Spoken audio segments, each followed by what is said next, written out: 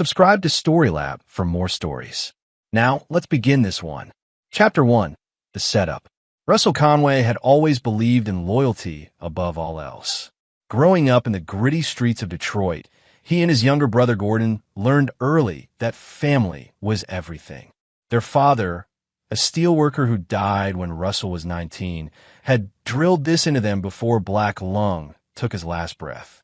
Their mother followed 2 years later, leaving the brothers with nothing but each other and a fierce determination to rise above their circumstances. Russell built himself from the ground up. While Gordon struggled with addiction and petty crimes in his early 20s, Russell worked 3 jobs to put himself through night school, eventually becoming a successful construction contractor. By 32, Conway Construction had secured major city contracts, and Russell owned a sprawling house in the suburbs where he planned to raise a family with Crystal Donaldson, his fiancée of 2 years. Crystal was everything Russell thought he wanted: beautiful, charming, from a respectable middle-class family. She worked as a nurse at Detroit Medical Center, where they'd met when Russell visited an injured worker. Her honey-blonde hair and green eyes caught his attention, but it was her apparent kindness that made him fall. They planned a spring wedding, and Crystal was already 3 months pregnant with their daughter, Emma. Gordon had cleaned up his act by then, working for Russell's company as a foreman. Russell trusted him completely, even making him beneficiary on his life insurance and giving him power of attorney over the business in case anything happened. Family loyalty was sacred to Russell, a belief that would prove to be his downfall. The setup began on a Tuesday in March 2018. Russell had landed the biggest contract of his career, a $12 million renovation of the city's waterfront district. It was the break that would secure his family's future forever. That same week, Crystal gave birth to Emma, a perfect little girl with Russell's dark hair and Crystal's green eyes. But Russell didn't know that Gordon had been secretly meeting with Crystal for months. He didn't know about the late-night conversations when Russell worked overtime, or the way Gordon's hands lingered on Crystal's when he visited the hospital. He didn't know that Gordon had developed an obsession with his older brother's life. The success, the respect, the woman, the child that should have been his. Gordon's resentment had been festering for years. Despite Russell's help, despite the job and opportunities, Gordon felt overshadowed. In his twisted mind, Russell had taken everything that belonged to him. The construction business should have been shared equally. Crystal should have chosen him. He was younger, more handsome, less burdened by responsibility. The plan Gordon hatched was elegant in its simplicity. Using his access to Russell's business accounts and his knowledge of the construction industry, Gordon began placing orders for materials that never arrived, creating a paper trail that made it look like Russell was skimming money from city contracts. He forged Russell's signature on documents, redirected payments to dummy accounts, and slowly built a case that would destroy his brother. Crystal's betrayal ran deeper. She had grown tired of Russell's long hours, his dedication to building their future instead of being present in their current life. When Gordon began paying attention to her, offering the excitement and spontaneity that Russell couldn't provide, she fell into an affair that lasted throughout her pregnancy. The child she carried could have been either brother's, but she told them both it was theirs. On a cold Friday in October 2018, when Emma was 7 months old, the FBI raided Russell's home at dawn. They found exactly what Gordon had planted: hidden bank statements, forged contracts, and evidence of systematic fraud totaling over $2 million. Russell's protests of innocence fell on deaf ears. The evidence was too comprehensive, too damning. As Russell was led away in handcuffs, Gordon stood in the driveway, comforting a sobbing Crystal. The performance was perfect, the loyal brother caring for his family while Russell's world crumbled. Gordon whispered in Crystal's ear as the police car pulled away, "Don't worry. I'll take care of everything." That was the last time Russell saw his daughter alive. Chapter 2. The Fall. The trial was a masterpiece of manipulation orchestrated by Gordon with surgical precision. He testified as the prosecution's star witness, painting himself as the reluctant whistleblower who discovered his brother's crimes and couldn't stand by while Russell stole from the city they'd grown up in. Tears streamed down his face as he described finding the hidden accounts, the forged signatures, the betrayal of public trust. "I love my brother," Gordon told the jury, his voice breaking at just the right moment. "But I couldn't let him hurt innocent people. The taxpayers of this city trusted Conway Construction and Russell. He violated that trust." Crystal's testimony was equally devastating. She described a man consumed by greed, who worked obsessively and had become secretive about money. She spoke of Russell's anger when questioned about finances, his paranoia about competitors, his increasing isolation from family. She painted the picture of a man capable of exactly the crimes he was accused of. "I wanted to believe in him," Crystal said, dabbing her eyes with a tissue. "But the signs were all there. The late nights, the secretive phone calls, the way he snapped when I asked about our future. I was afraid to confront him directly." Russell's court-appointed attorney was overwhelmed by the evidence. Bank records, email trails, signed contracts. Everything pointed to a systematic embezzlement scheme. The attorney advised taking a plea deal, but Russell refused. He maintained his innocence, even as witness after witness described suspicious activities, unexplained wealth, and secretive behavior. The prosecution's case was airtight because Gordon had spent 2 years building it. Every piece of evidence was real. It just wasn't Russell who created it. The forged signatures were perfect because Gordon had been copying Russell's handwriting since childhood. The financial records were legitimate because Gordon had access to all of Russell's accounts. The timeline worked because Gordon had carefully orchestrated every step. During the trial, Russell watched Crystal testify against him while Gordon sat in the front row, occasionally comforting her when the testimony became emotional. Russell noticed things others missed. The way Crystal's eyes found Gordon's during difficult questions, the subtle nods Gordon gave her when she hesitated, the fact that they never looked directly at Russell, but constantly communicated with each other. But Russell's court-appointed lawyer dismissed his suspicions as desperate deflection. The evidence was overwhelming, and juries didn't like defendants who blamed family members for their crimes. Russell was painted as a man so narcissistic he would destroy his own brother rather than accept responsibility. The jury deliberated for less than 6 hours. Guilty on all counts: fraud, embezzlement, conspiracy, and corruption. The judge, a stern woman named Patricia Hayes, sentenced Russell to 15 years in federal prison, though she noted he could be eligible for parole in 5 with good behavior. "You had everything," Judge Hayes told Russell during sentencing. "A successful business, a loving family, the respect of your community. You threw it all away for money you didn't even need. Your brother and fiancée will now have to rebuild their lives from the ruins you created." As Russell was led away, he turned for one last look at the courtroom. Gordon had his arm around Crystal, who was holding baby Emma. Gordon caught Russell's eye, and, for just a moment, the mask slipped. Russell saw the satisfied smirk, the cold calculation, the complete absence of remorse. In that instant, Russell understood the depth of the betrayal and made a silent promise. He would survive prison, and he would return. Gordon leaned down and whispered something in Crystal's ear. She looked up at him with adoration, then at Russell with disgust. They had everything they wanted now: the business, the house, the life Russell had built. They had Emma, though Russell noticed Gordon holding her with the possessiveness of a father, not an uncle. But what Gordon didn't know, what neither of them realized in their moment of triumph, was that Russell Conway was not a man who broke. He was a man who adapted, who learned, who planned. And in federal prison, he would have 5 years to plan very carefully. The last thing Russell heard as the courtroom doors closed was Emma's cry, a sound that would haunt his dreams and fuel his determination through every dark night of the years to come. Chapter 3: The Prison Education. Federal Correctional Institution Elkton was not the kind of place where innocent men went to find justice. It was a place where the guilty learned to be more efficient predators, and where the rare innocent man either broke completely or emerged as something far more dangerous than he'd ever been on the outside. Russell Conway chose the latter path. His first 6 months were the hardest. The other inmates could smell his middle-class background like blood in the water. His soft hands, his educated vocabulary, his persistent claims of innocence. Everything marked him as prey. He was robbed, beaten, and worse. Guards who'd read about his case in the papers treated him like just another white-collar criminal who thought he was better than everyone else. But Russell had advantages his tormentors didn't anticipate. Growing up poor had taught him to fight dirty when necessary.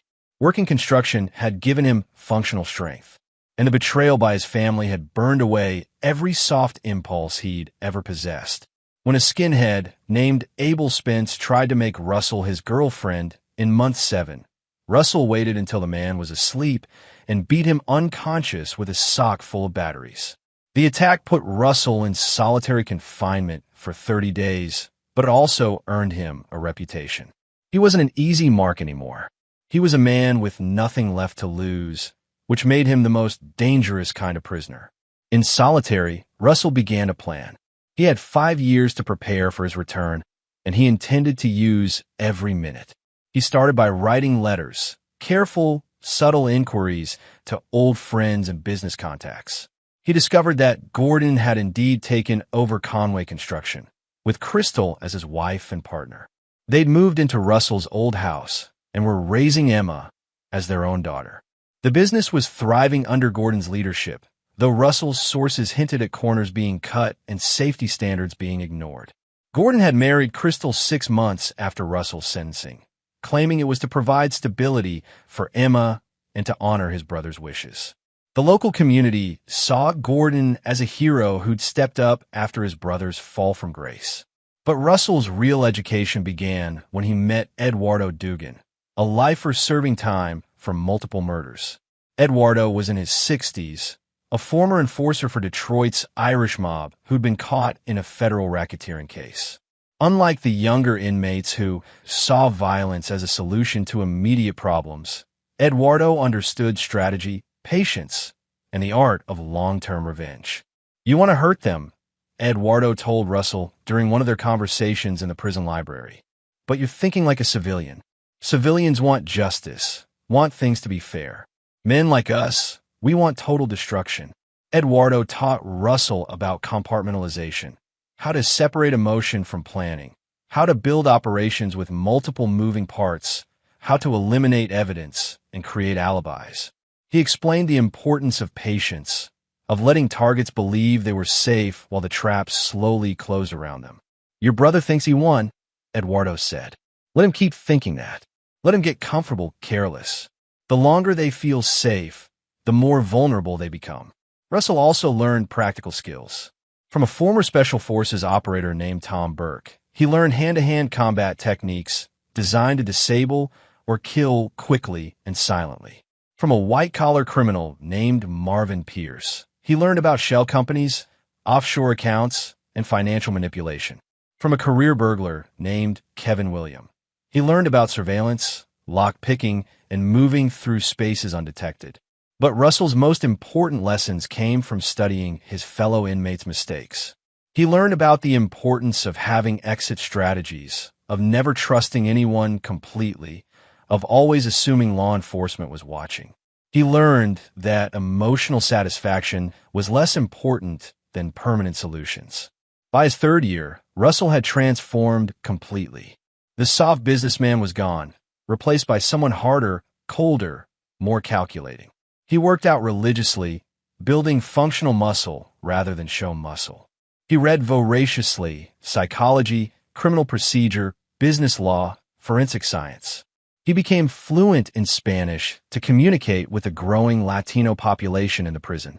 Most importantly, Russell learned patience. Every night, he would lie in his cell and visualize his return. Not the emotional confrontation he'd initially craved, but a systematic dismantling of everything Gordon and Crystal had built on the foundation of his destroyed life. He would take back his daughter, his name, his business, and his dignity. And he would do it in a way that left no doubt about who was responsible. The first thing Russell learned in prison wasn't violence or criminal technique. It was that innocent men who survive long-term incarceration become something entirely different from what they were before. They become instruments of precise, calculated justice that the legal system had failed to provide.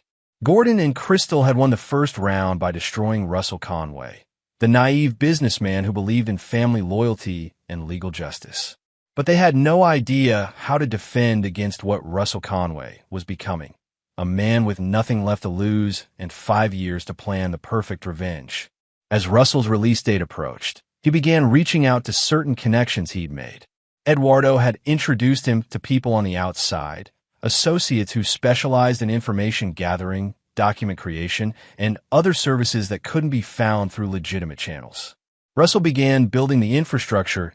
On his last night in Elkton, Russell sat in his cell reviewing the plan he'd spent 5 years perfecting.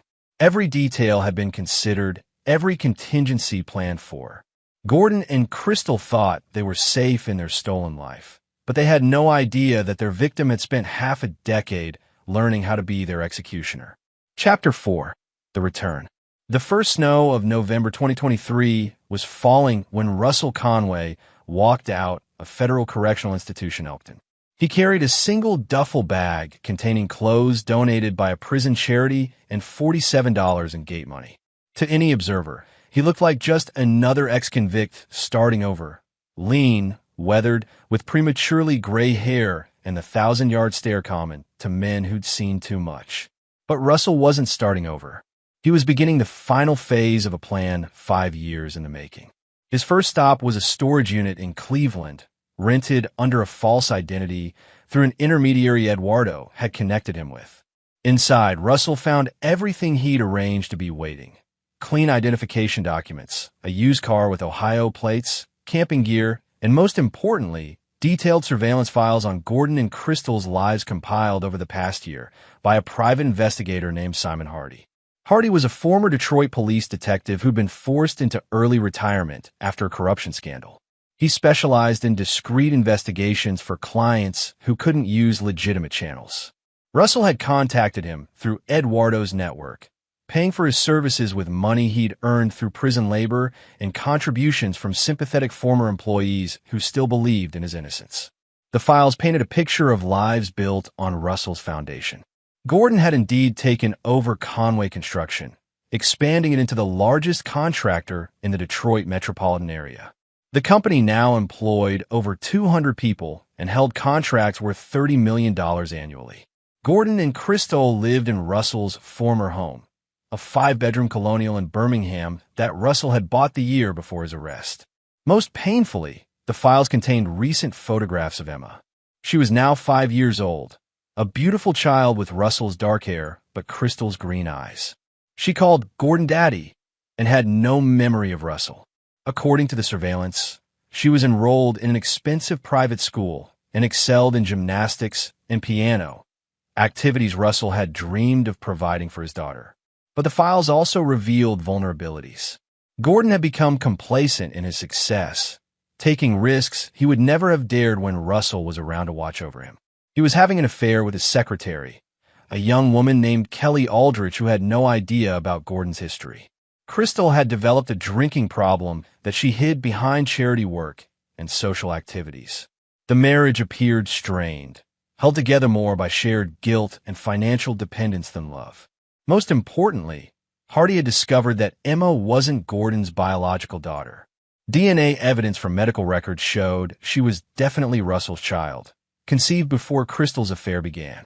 This knowledge would be crucial for Russell's plans, as it gave him legal standing to claim parental rights despite his criminal record. Russell spent his first 3 weeks living in a rented cabin in rural Michigan, studying the surveillance files and refining his strategy. He learned in prison that successful operations required multiple phases, each designed to achieve specific objectives while maintaining plausible deniability. Phase 1 would be reconnaissance and preparation. Russell needed to observe his targets directly, understand their current routines, and identify the best approach vectors. He also needed to establish a new identity and acquire resources for the phases to come. Phase 2 would be psychological warfare.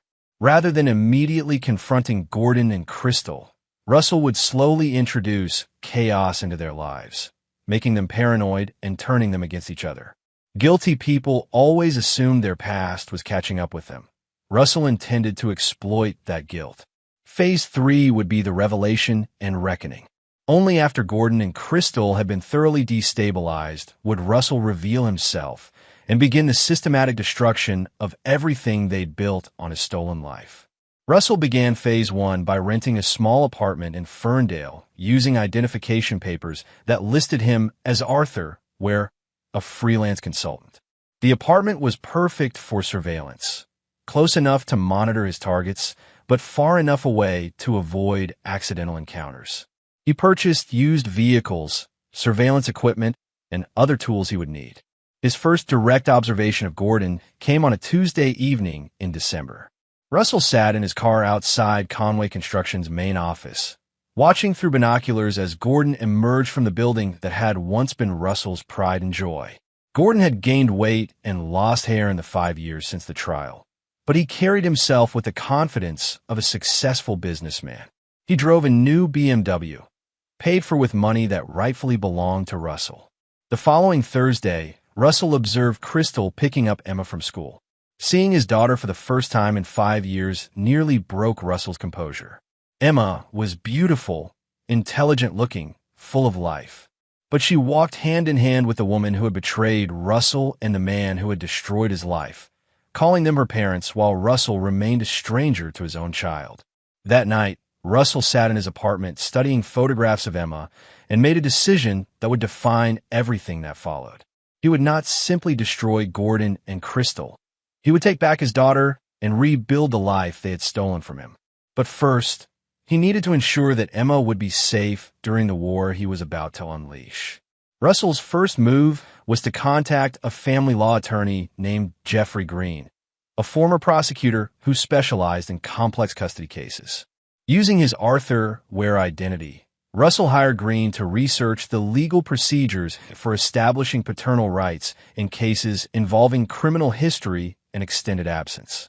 Green's research confirmed that Russell had legal grounds to claim custody, especially if he could prove that Emma was being raised in an unstable environment. The key would be documenting Gordon and Crystal's unfitness as parents while demonstrating Russell's rehabilitation and ability to provide a stable home.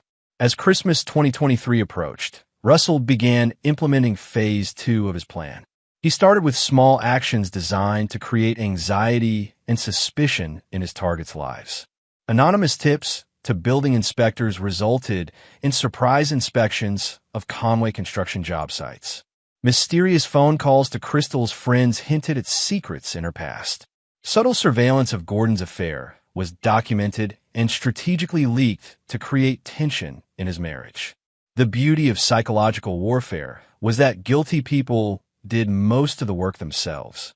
Gordon and Crystal had lived for 5 years with the knowledge of what they'd done to Russell. When strange events began happening around them, their minds immediately jumped to the possibility that somehow their past was catching up with them. Russell watched from the shadows as his former life slowly began to unravel, just as his had 5 years earlier. But this time, he was the one holding the strings. Chapter 5, The Trap Tightens. By January 2024, the psychological pressure on Gordon and Crystal had begun to show. Russell observed them from his various surveillance positions, documenting their increasing paranoia and the cracks forming in their relationship. Gordon had become suspicious of everyone around him, convinced that someone was investigating his business. Crystal had increased her drinking and was seeing a therapist twice a week. Russell's anonymous tips had triggered a cascade of legitimate investigations. The building inspectors had found several code violations at Conway Construction sites, violations that Gordon had covered up through bribes and falsified reports. An IRS audit had been initiated based on concerned citizen reports about unusual financial activity. Local news outlets had received anonymous packages containing information about safety violations that put the company's public reputation at risk. None of these investigations would immediately destroy Gordon's business, but they created exactly the kind of pressure Russell wanted. Gordon was spending more time with lawyers and accountants than with his family, becoming increasingly isolated and paranoid. The stress was affecting his judgment and making him vulnerable to the larger trap Russell was constructing. The breakthrough came when Russell discovered that Gordon's affair with his secretary, Kelly Aldrich, had produced complications. Kelly was pregnant and threatening to expose the relationship unless Gordon left Crystal and acknowledged the child. She had no idea about Gordon's criminal history, but she was savvy enough to use the pregnancy as leverage for a better position in Gordon's life. Russell saw this as the perfect opportunity to accelerate his psychological campaign. Using contacts from prison, he arranged for Kelly to receive anonymous packages containing surveillance photos of Gordon with other women, evidence that his affairs weren't limited to her alone. He also ensured that Crystal received copies of the same photos, along with documentation of Gordon's secret financial accounts used to support his extramarital activities. The reaction was immediate and explosive. Crystal confronted Gordon during Emma's 6th birthday party in February, creating a scene in front of family, friends, and business associates. Emma witnessed her parents screaming at each other, with Crystal throwing accusations about infidelity while Gordon denied everything. The party ended with guests leaving early and Emma crying in her room. Russell watched the confrontation from his car across the street, recording everything on a high-definition camera. Emma's distress was painful to witness, but Russell knew it was necessary evidence for the custody case he was building. Any court would see that the child was being raised in an unstable, hostile environment. But Russell's most important discovery came from his surveillance of Gordon's business activities. Using techniques learned from Eduardo and other inmates, Russell had been monitoring Conway Construction's operations and had identified a pattern of systematic fraud that made his own alleged crimes look minor in comparison. Gordon had been billing the city for premium materials while using substandard supplies, pocketing the difference. He had been falsifying safety inspections, bribing officials, and putting workers at risk to maximize profits. Most damning of all, Gordon had been systematically underpaying minority workers while reporting full wages to federal agencies, stealing both from his employees and the government. Unlike the elaborate frame job Gordon had constructed to destroy Russell, these crimes were real and well documented. Gordon had become careless in his success, assuming that the reputation he'd built on Russell's foundation would protect him from scrutiny. He had no idea that every falsified document, every bribe, every safety violation was being carefully cataloged by the man he destroyed. Russell spent weeks building comprehensive files on Gordon's criminal enterprise, using prison contacts to verify information and create ironclad cases. Unlike Gordon's frame job, Russell's evidence was legitimate and would hold up under the most intense legal scrutiny. Meanwhile, Crystal's drinking had escalated to the point where she was barely functional during the day. She had been arrested for drunk driving in March, an incident that Gordon had covered up through political connections and legal maneuvering. But Russell had copies of the police reports and dashcam footage showing Crystal barely able to stand during field sobriety tests. The arrest had occurred while Emma was in the car. This was the evidence Russell had been waiting for, clear proof that Emma was in danger while in Crystal's care. The drunk driving incident, combined with the documented domestic violence between Gordon and Crystal, gave Russell everything he needed to file for emergency custody. But Russell wasn't ready to reveal himself yet. Phase 2 required one more element, turning Gordon and Crystal completely against each other so that they would be too busy destroying each other to mount an effective defense when Russell finally emerged from the shadows. The opportunity came when Russell discovered that Crystal had been embezzling money from the children's charity she chaired.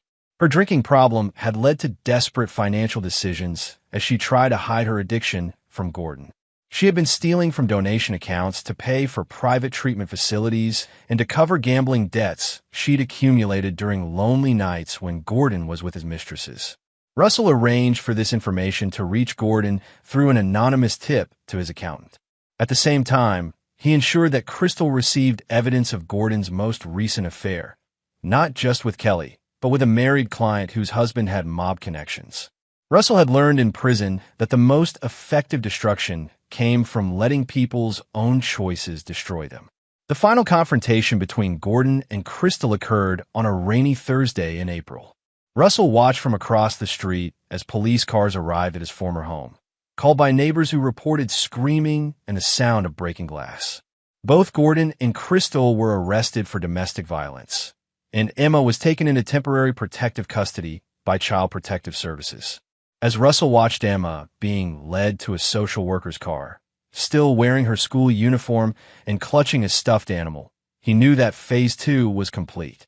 Gordon and Crystal had destroyed themselves exactly as Russell had known they would, because guilty people always turn on each other when pressure mounted. But Russell felt no satisfaction watching Emma's confusion and fear. His daughter was innocent in all of this, and seeing her pain reminded him that his revenge could never be complete until she was safe in his arms. Everything he had done, every moment of patient planning, had been for this moment when he could finally step out of the shadows and reclaim what was rightfully his.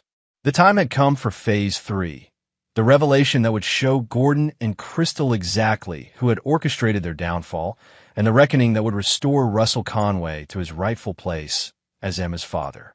Chapter 6. The Revelation. The call came to Gordon's attorney on a Tuesday morning in May, requesting a meeting regarding matters of mutual interest concerning Conway construction and recent family difficulties. The caller identified himself as Arthur Ware, a consultant representing interested parties who might be able to help resolve Gordon's mounting legal problems. Gordon, desperate after weeks of criminal investigations, civil lawsuits, and family court proceedings, agreed to the meeting. His world was collapsing faster than he could manage. The IRS audit had uncovered systematic tax fraud. Building inspectors had shut down 3 major job sites. Crystal was in rehab after her second DUI arrest, and the custody battle for Emma was draining his resources. He needed allies, and a mysterious consultant offering help seemed like a lifeline. The meeting was arranged for Thursday evening at a restaurant in downtown Detroit, neutral ground where Gordon would feel safe. Russell arrived early, choosing a corner booth where he could observe Gordon's entrance while remaining partially concealed. He wore a well-tailored suit and had styled his hair differently, but he hadn't attempted to completely disguise his appearance. He wanted Gordon to recognize him, but only at the moment of Russell's choosing. Gordon entered the restaurant exactly on time, scanning the dining room for his mysterious contact. He looked haggard, older than his 38 years. The stress of recent months had taken a visible toll, and Russell could see the paranoia in the way Gordon checked over his shoulder and positioned himself with a view of all exits. Russell watched Gordon for several minutes before signaling the hostess. As Gordon was led to the corner booth, Russell kept his head down, studying the menu until Gordon was seated directly across from him. Only then did Russell slowly raise his eyes to meet his brother's gaze. The recognition was instantaneous and devastating. Gordon's face went white, then red, then white again. His mouth opened and closed soundlessly, like a fish gasping for air. For a moment, Russell thought Gordon might have a heart attack right there in the restaurant. "Hello, Gordon," Russell said quietly, his voice carrying none of the emotion he felt. "Thank you for agreeing to meet with me." Gordon's hand shook as he reached for his water glass. You're supposed to be in prison. I was released 6 months ago. Good behavior, you know. Amazing how much you can learn about patience and planning when you have 5 years to think about things. Gordon's eyes darted around the restaurant, looking for escape routes or potential threats. "What do you want, Russell?" "I want to discuss the future of Conway Construction, the custody of my daughter, and the resolution of certain outstanding issues between us." Russell's tone was conversational, almost pleasant. "I assume you've been having some difficulties lately?" "I don't know what you're talking about." Russell smiled, a cold expression that didn't reach his eyes. "The IRS audit, the building violations, the domestic violence charges, Crystal's drinking problem, your pregnant mistress, the embezzlement from the children's charity. Did I miss anything?" Gordon's face went ashen. "How do you know about all of that?" "Gordon, I've been watching you for months. Every meeting with your lawyer, every conversation with your accountant, every fight with Crystal. I know about your bribes to city officials, your use of substandard materials, your systematic theft from minority workers. I know about Kelly Aldrich's pregnancy and your wife's gambling debts.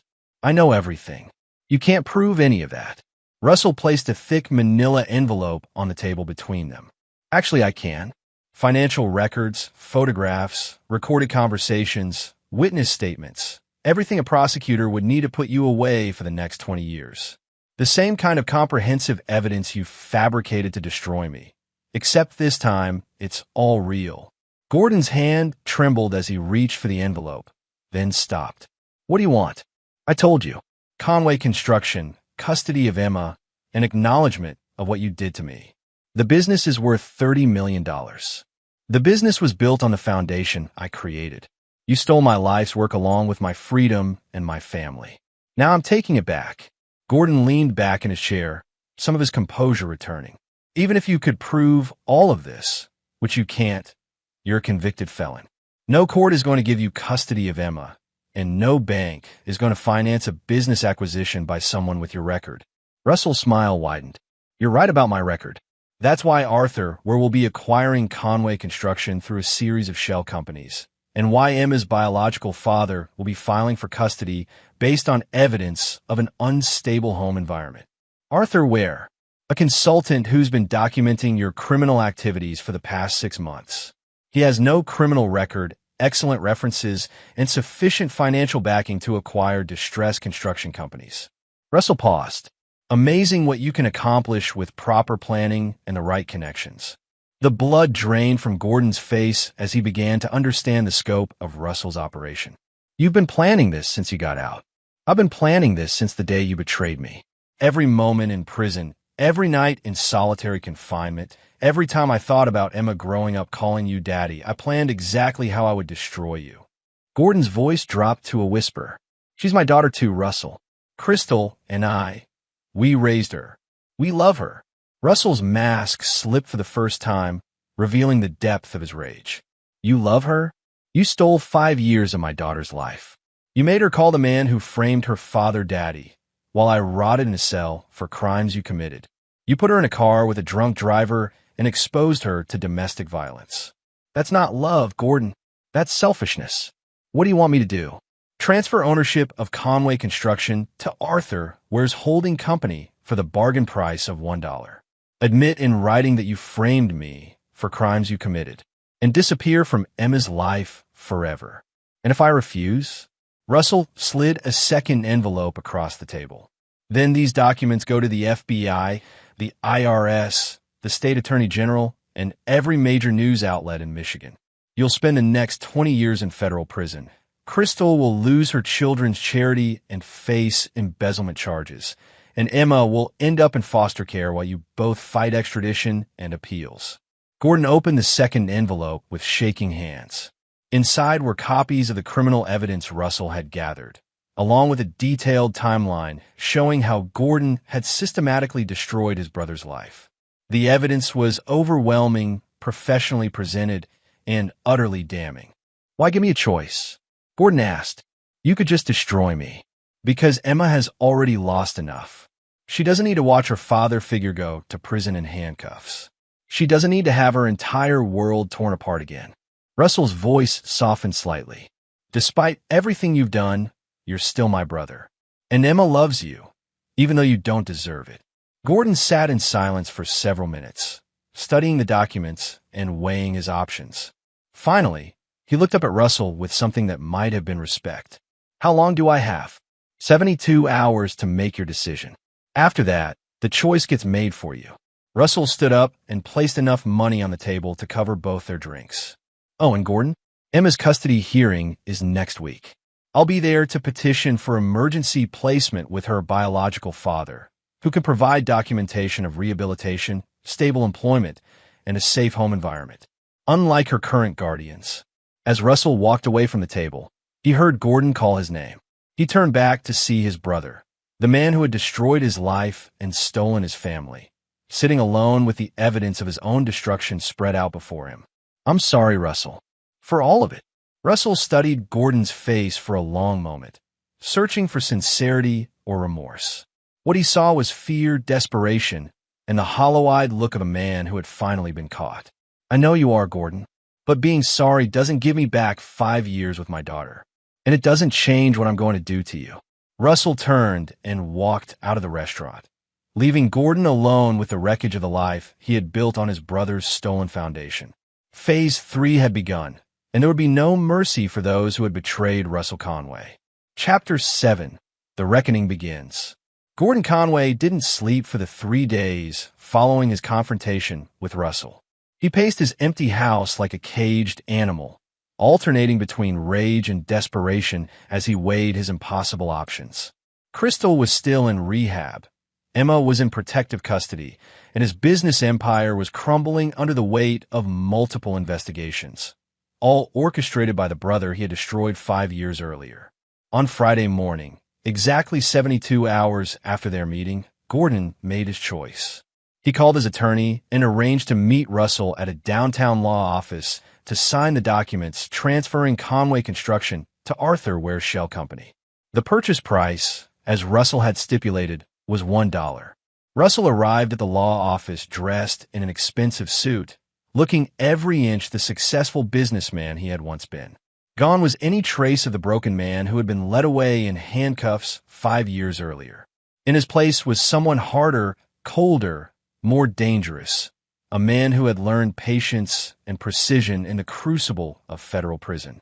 "You look good, Russell," Gordon said as they sat across from each other at the conference table. Prison was educational, more than you could imagine. Russell's voice carried no warmth, no trace of the brotherly affection that had once existed between them.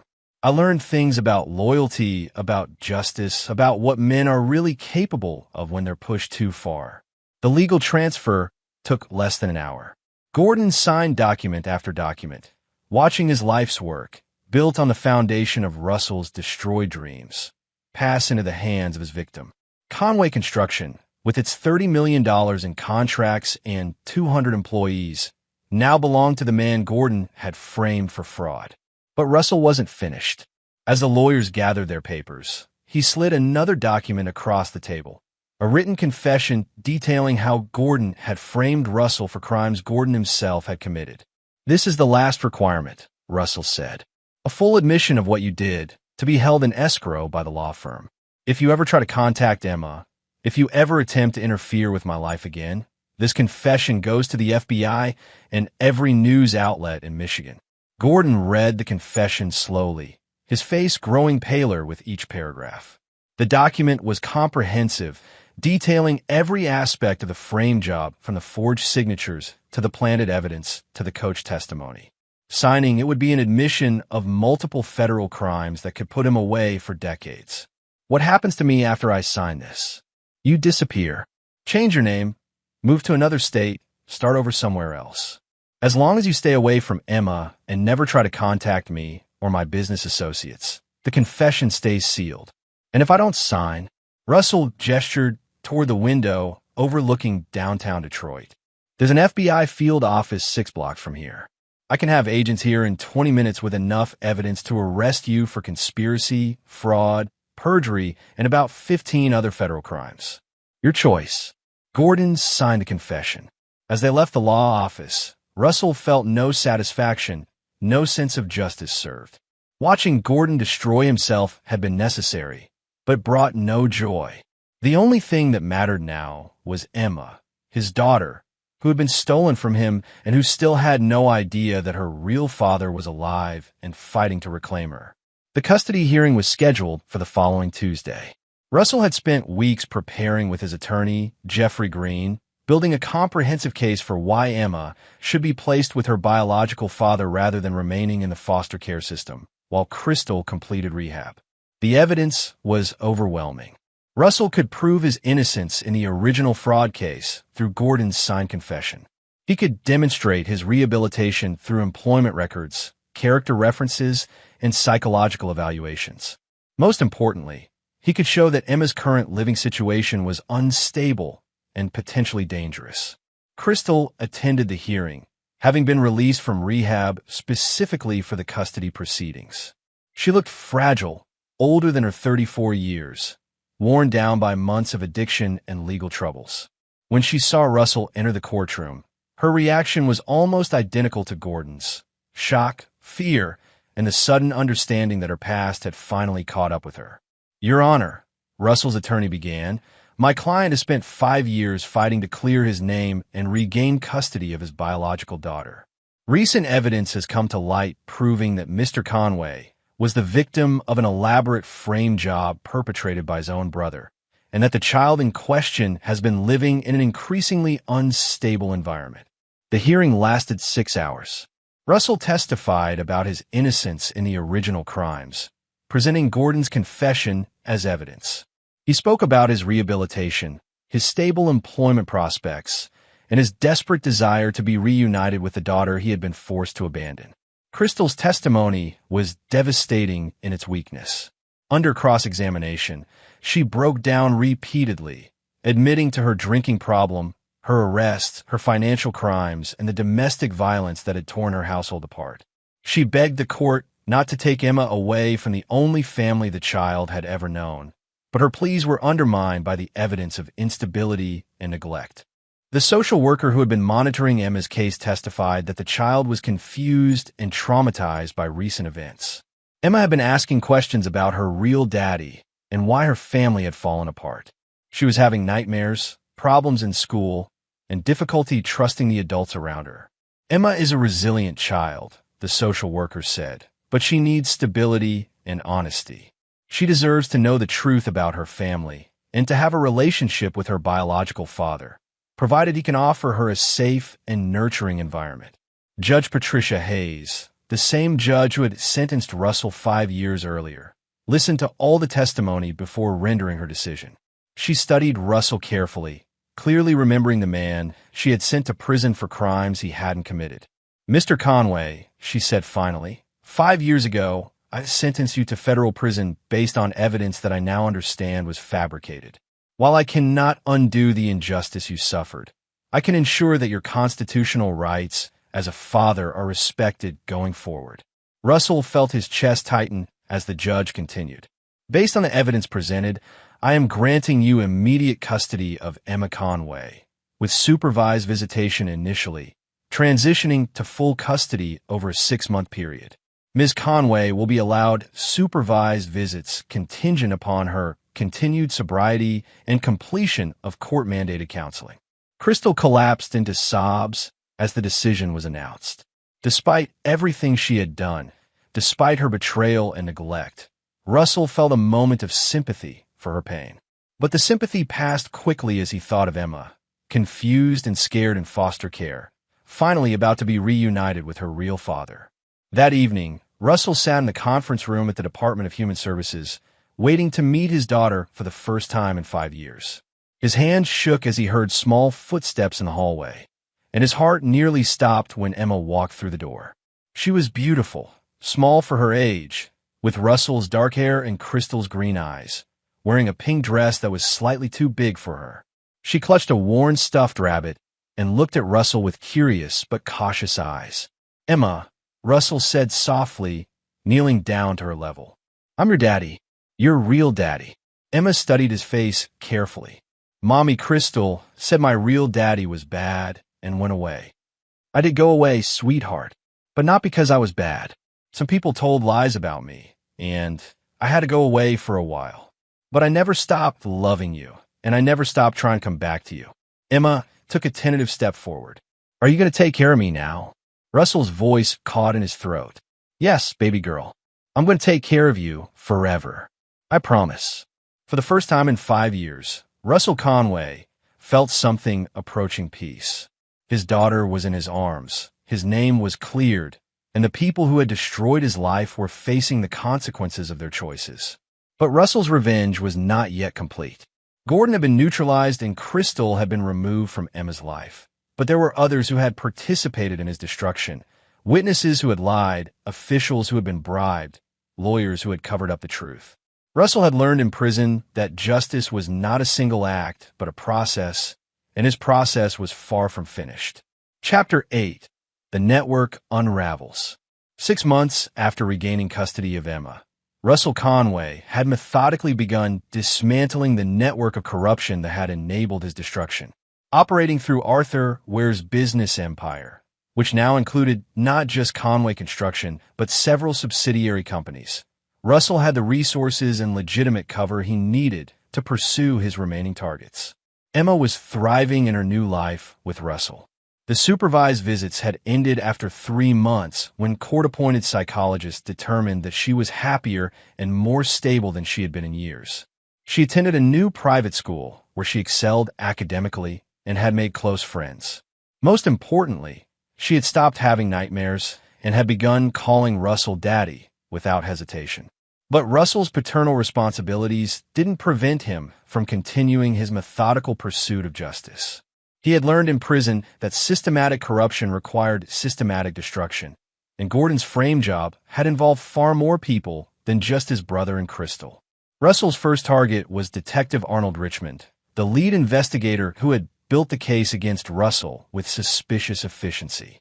Richmond had since been promoted to captain, partially based on his success in prosecuting the Conway construction fraud case. But Russell's prison contacts had provided information suggesting that Richmond had a history of manufactured evidence and perjured testimony in high-profile cases. Using private investigators and forensic accountants, Russell began examining Richmond's other cases, looking for patterns of evidence fabrication and witness manipulation. What he found was a systematic pattern of corruption stretching back over a decade. Richmond had been taking payments from various sources to ensure that certain cases were prosecuted aggressively, while others were ignored or mishandled. The investigation took months, but Russell was patient. He had learned that rushed revenge was sloppy revenge, and sloppy revenge created loose ends that could threaten Emma's security. Every piece of evidence was carefully verified, every witness statement was corroborated, every financial record was authenticated. When Russell finally presented his findings to the FBI's Internal Affairs Division, the evidence was overwhelming. Richmond was arrested on federal corruption charges and faced potential sentences that would keep him in prison for the rest of his life. The arrest made front-page news, validating Russell's patience and methodical approach. But Richmond's downfall served a larger purpose beyond mere revenge. His arrest triggered a review of every case he had handled, including Russell's original prosecution.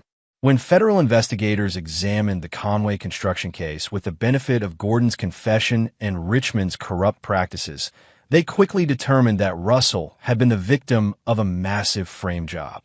The exoneration was comprehensive and public. Russell received a formal apology from the U.S. Attorney's Office, and the federal government agreed to a substantial settlement for his wrongful conviction. More importantly, his record was completely expunged, removing any legal barriers to his business activities or custody of Emma. Russell's next target was Judge Patricia Hayes, who had sentenced him despite what Russell now suspected were red flags in the prosecution's case. Through his network of prison contacts and private investigators, Russell discovered that Hayes had financial interests that created conflicts in several high-profile cases, including his own. Hayes owned stock in construction companies that benefited from Conway Construction's fall from grace. She had also received substantial campaign contributions from political figures who wanted Russell's contracting business eliminated as competition. While not technically illegal, these connections suggested that Hayes had financial incentives to ensure Russell's conviction. Rather than pursuing Hayes directly, Russell chose a more subtle approach. He arranged for investigative journalists to receive information about Hayes's financial conflicts, letting the media and legal ethics boards handle the exposure. The resulting scandal forced Hayes into early retirement and triggered reviews of every case she had handled during her tenure. The systematic exposure of corruption in Russell's case had a cascading effect throughout Detroit's legal and political establishment. Officials who had accepted bribes, lawyers who had suppressed evidence, and witnesses who had committed perjury all found themselves under federal investigation. Russell had learned in prison that corruption was like a cancer.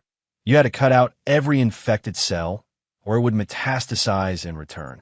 But Russell's most important target remained elusive.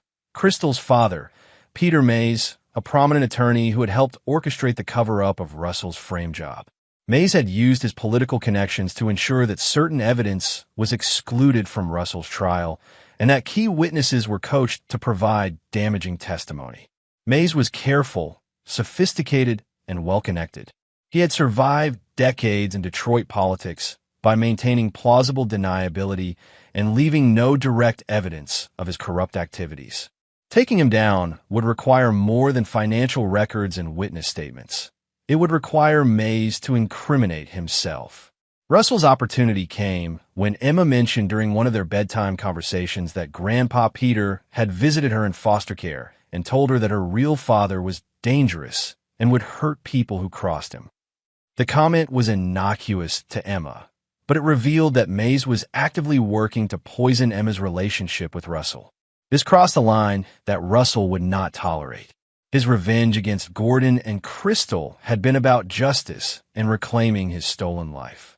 But threats against Emma were personal attacks on the only innocent person in this entire nightmare. Mays had just made himself Russell's highest priority target. Using techniques learned from Eduardo and other prison mentors, Russell began planning an operation that would force Mays to reveal his own corruption while simultaneously eliminating him as a threat to Emma's well-being. The plan would be Russell's most complex and dangerous operation yet, requiring perfect timing and absolute precision. But Russell was no longer the naive businessman who had trusted his brother and believed in the justice system. He was a man who had learned patience, strategy, and ruthlessness in the crucible of wrongful imprisonment. Peter Mays had made the mistake of threatening Russell's daughter, and Russell Conway had learned in prison that some mistakes could not be forgiven. As Russell tucked Emma into bed that night, listening to her prayers and watching her peaceful face in the soft night light, he made a silent promise that no one would ever threaten her safety again. The network of corruption that had destroyed his life was crumbling, but his work would not be finished until every threat to Emma's future had been permanently eliminated. The final phase of Russell Conway's revenge was about to begin, and this time, there would be no mercy for those who dared to threaten his family. Chapter 9. The Final Justice. 3 months later, Russell's trap for Peter Mays was ready to spring. The plan required precision, timing, and multiple moving parts. But Russell had learned in prison that the most effective operations were those that allowed targets to destroy themselves while believing they were in control. Mays had taken the bait perfectly. Russell, operating through intermediaries, had approached Mays with a fictional whistleblower case involving city construction contracts. Exactly the kind of high-profile, lucrative case that Mays specialized in. The supposed whistleblower claimed to have evidence of systematic fraud in the new City Hall renovation project, worth over $50 million. What Mays didn't know was that the whistleblower was actually Tom Burke, Russell's former cellmate and Special Forces operative, using a carefully constructed false identity. The evidence Burke presented was entirely fabricated, but it was designed to trigger Mays's greed and his established pattern of corruption. Mays fell for the deception completely. He began reaching out to his network of corrupt officials, offering to suppress the whistleblower's evidence in exchange for substantial payments from the construction companies involved. Every conversation, every meeting, every bribe negotiation was carefully recorded by surveillance equipment that Russell had learned to use during his months of preparation. But Russell's real masterstroke came when Mays, confident in his ability to control the situation, decided to eliminate the supposed threat by having the whistleblower killed. Mays contacted Terrence Childs, a violent criminal who specialized in making problems disappear permanently. What Mays didn't know was that Child was actually working for Russell, having been recruited through Eduardo's network while Russell was still in prison. The murder-for-hire plot gave Russell everything he needed to destroy Mays completely. Not only did he have evidence of Mays's involvement in Russell's original frame job, but now he had recordings of Mays arranging a murder to cover up his latest corruption scheme. On a Tuesday evening in March, as spring was beginning to touch Detroit with the promise of renewal, Russell made his final move. He arranged to meet Mays at the lawyer's private office, ostensibly to discuss a settlement in the whistleblower case. Mays believed he was meeting with Arthur Ware, the mysterious businessman who had been coordinating the suppression of evidence. When Russell walked into Mays's office, the old lawyer's reaction was even more dramatic than Gordon's had been. Mays actually staggered backward, knocking over a glass of whiskey and staring at Russell as if he were seeing a ghost. "Hello, Peter," Russell said, settling into the chair across from Mays's desk. "I hope you don't mind that I'm a little early." Mays struggled to regain his composure, but his hands shook as he reached for his phone. Security will be here in. Your security guard is having coffee with a friend of mine. A very large, very persuasive friend who learned some interesting techniques during his time in Special Forces. Russell's smile was cold. We have all evening to discuss our mutual interests. What do you want, Russell? Justice, Peter. The same thing I've wanted for the past 5 years. The difference is that now I have the power to take it. Russell placed a digital recording device on Maze's desk and pressed play. Maze's voice filled the room, clearly captured discussing bribes, evidence suppression, and murder arrangements. The lawyer's face went white as he listened to his own words condemning him. How much of this do you have? Everything, Peter. 6 months of recorded conversations, financial records, witness statements, documentation of your involvement in my frame job, and most importantly, your arrangement to have Tom Burke murdered. Russell paused. Tom Burke sends his regards, by the way. He's very much alive and very willing to testify about your murder. Maze slumped in his chair, the fight going out of him as he realized the scope of Russell's operation. What do you want? I want you to understand something very clearly, Russell said, his voice dropping to a whisper. 5 years ago, you helped destroy an innocent man's life for money. You separated a father from his daughter, sent me to prison for crimes I didn't commit, and allowed the real criminals to steal everything I had built. Russell stood up and walked around the desk, looming over the cowering lawyer. But your worst mistake was threatening my daughter. Emma told me about your visit to foster care, about how you tried to poison her mind against me. That crossed a line that I will never allow anyone to cross. I was just trying to protect Crystal. You were trying to protect your own interests. Crystal was useful to you as long as she could manipulate Gordon, and Gordon was useful as long as he could provide you with construction contracts. Emma was just collateral damage in your corrupt little empire. Russell returned to his chair and opened a briefcase, removing a thick folder of documents. You have 2 choices, Peter. The first choice is that these recordings go to the FBI tomorrow morning, along with evidence of every corrupt deal you've made over the past 20 years. You'll spend whatever's left of your miserable life in federal prison, and your family will live with the shame of your crimes. And the second choice? Russell slid a document across the desk. You confess to your role in framing me. You provide evidence against every official who participated in the corruption. You surrender your law license and leave Michigan forever. And you transfer the contents of all your offshore accounts to a trust fund for Emma's education. Maze read the confession slowly, his face growing paler with each page. This would destroy my career, my reputation. Your career was built on corruption, and your reputation is worthless.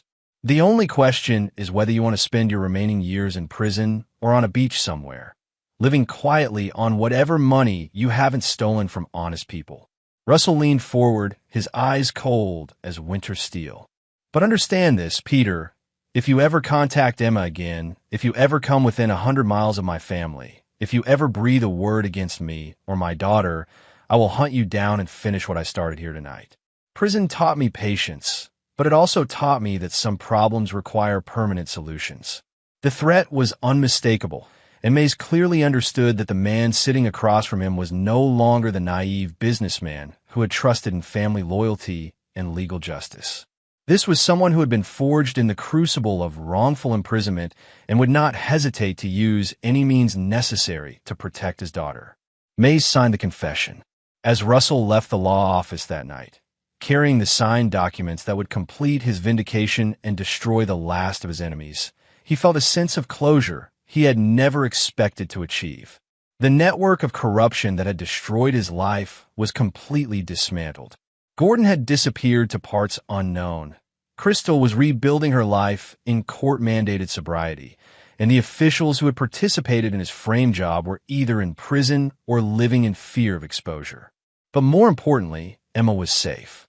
She was thriving in school, sleeping peacefully without nightmares, and building a relationship with a father who had never stopped fighting to come back to her. Russell had kept his promise to himself and to her. He had reclaimed everything that had been stolen and eliminated every threat to their future. A week later, Russell received news that Peter Maze had died in a single-car accident while driving through the Nevada desert, apparently fleeing toward Mexico with whatever money he had managed to hide from authorities. The FBI investigation concluded that Mays had been drunk and driving recklessly when he crashed into a ravine, dying instantly. Russell felt no satisfaction at the news of Mays's death. His revenge had never been about killing his enemies. It had been about justice, about reclaiming his stolen life, and about protecting Emma from those who would harm her. That Mays had chosen to flee rather than face the consequences of his actions was simply the final proof of his cowardice. 6 months later, Russell and Emma moved into a new house in a quiet suburb outside Detroit. Russell had sold Conway Construction for a substantial profit and was starting a new business focused on ethical construction practices and worker safety. Everything his original company had stood for before Gordon's corruption. Emma was excelling in her new school and had made close friends with children from stable, loving families. She still asked questions about her early childhood and the family disruption she had experienced, but Russell answered honestly and age-appropriately, helping her understand that sometimes adults made bad choices that hurt innocent people. On Emma's 7th birthday, as Russell watched her blow out candles surrounded by friends and their families, he reflected on the journey that had brought them to this moment. 5 years in prison had taken away precious time with his daughter, but it had also taught him the value of patience, the importance of justice, and the lengths a father would go to protect his child. Russell Conway had learned the most important lesson of all, that forgiveness was not always possible, that some betrayals could never be forgotten, and that sometimes the only justice available was the justice you created for yourself. He had emerged from his crucible not as a broken man seeking revenge, but as a father who would never again allow anyone to threaten his family. As Emma ran to him with chocolate frosting on her face and threw her arms around his neck, Russell knew that his long journey through darkness was finally complete. The innocent man who had been destroyed 5 years earlier was gone forever, replaced by someone harder, wiser, and absolutely devoted to protecting the only person who truly mattered. Russell Conway had learned to be ruthless when necessary, but he had never forgotten how to love. And for Emma, that love would always... This is where our story comes to an end. Share your thoughts in the comments section. Thanks for your precious time. If you enjoyed this story, then please make sure you subscribe to this channel. That would help me a lot. Click on the video you see on the screen, and I will see you there.